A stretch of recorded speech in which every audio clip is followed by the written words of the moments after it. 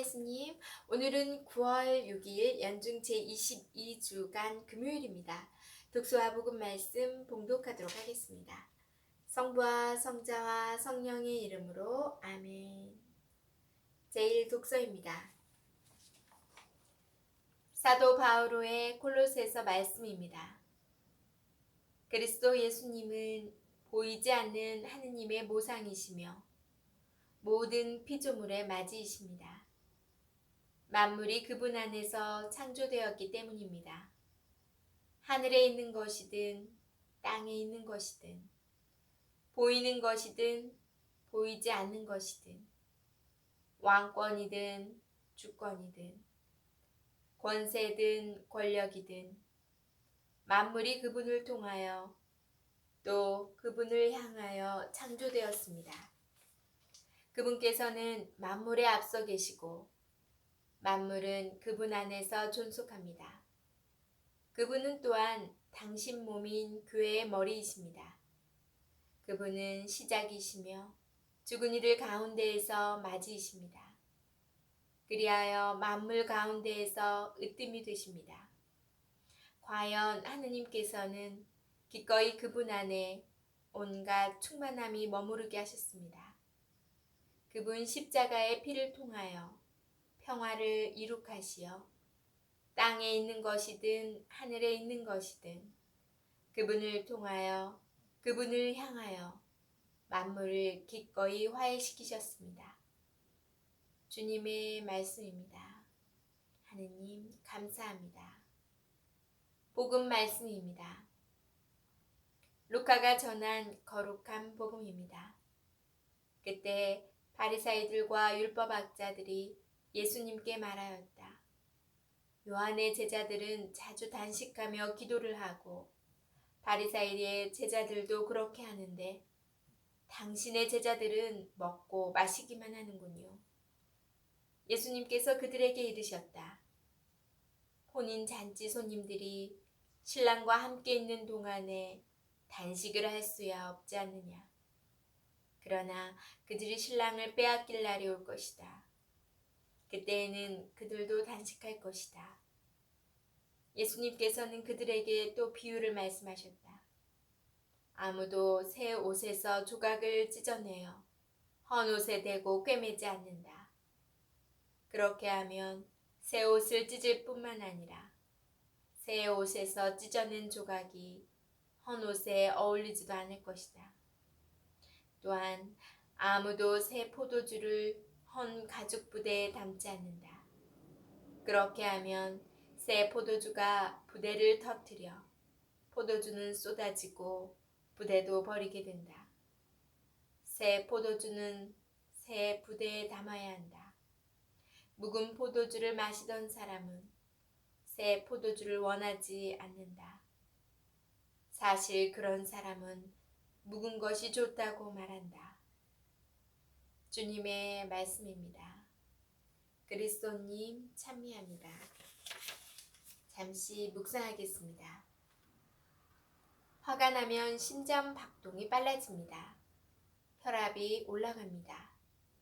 혈압이 오르면 혈관이 터질 위험이 있습니다. 그래서 몸은 혈관을 보호하려고 콜레스테롤을 증가시킨다고 합니다. 적당한 양의 콜레스테롤이 화 때문에 몸이 망가지지 않도록 혈관벽을 보호해주는 것입니다. 몸이 건강하려면 화를 잘 내지 않는 사람이 되어야 합니다. 오늘 복음에서 바리사이들과 율법학자들은 요한의 제자들은 자주 단식하며 기도를 하고 바리사이의 제자들도 그렇게 하는데 당신의 제자들은 먹고 마시기만 하는군요.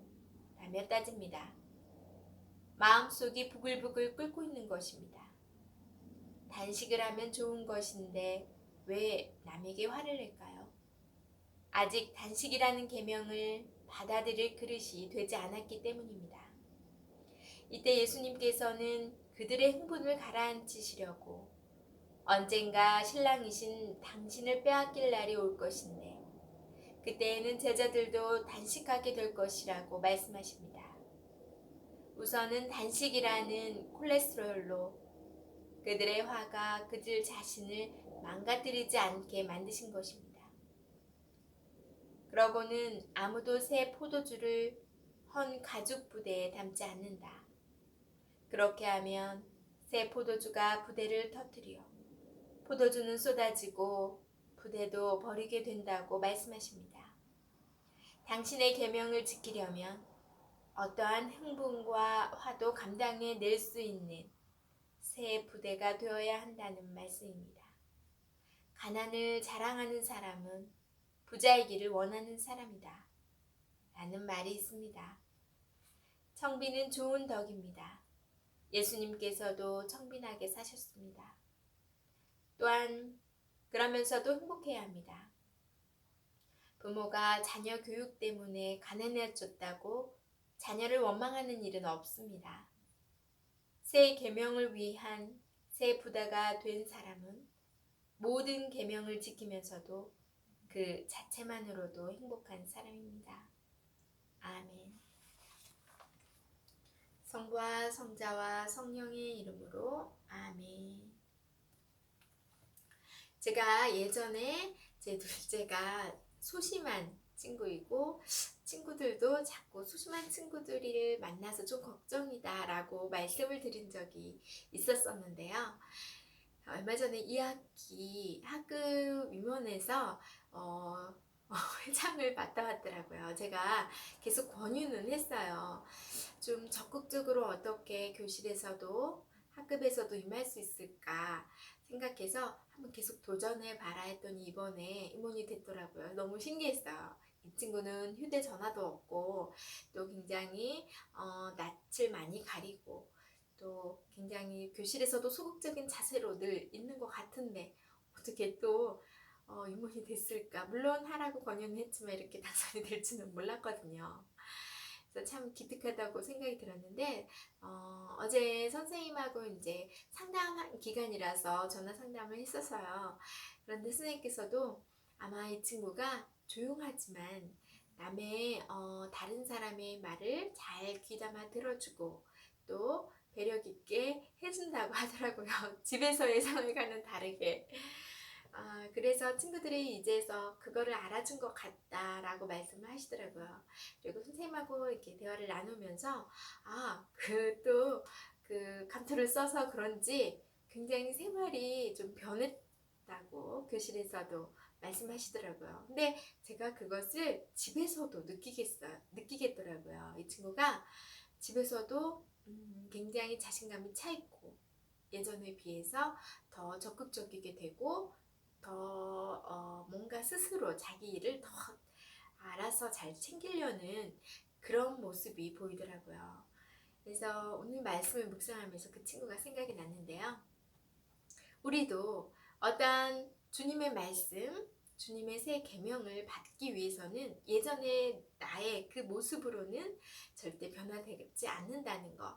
새 포도주를 담을 새 부대를 만들어야지 내 자신이 새 부대가 되도록 노력해서 만들어놔야지 주님의 말씀을 듣고 주님의 계명도 받아들일 수 있다는 것을 좀 묵상해 보았습니다.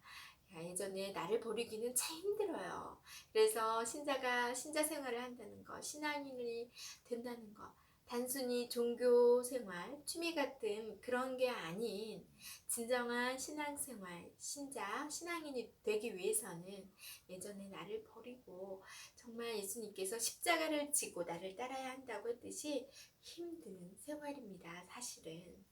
하지만 어둠 속을 간다 하여도 주님 함께 있으면 죽음의 계곡을 간다 할지라도 주님 함께 있으면 두렵지 않다는 말씀이 있듯이 늘 힘들지만 주님께 의지하고 의탁하고 함께하기를 청하고 매달리는 그런 기도 생활을 한다면 주님께서는 우리를 버리지 않으시고 끝까지 이끌어 주셔서 새 부대 만들 수 있도록 그리고 그 안에 주님께서 새 포도주를 잔뜩 부어주실 거라고 믿습니다. 오늘도 주님 안에서 그런 새 부대가 되기 위해서 노력하시는 하루 되시고요. 저는 내일 다시 만날게요.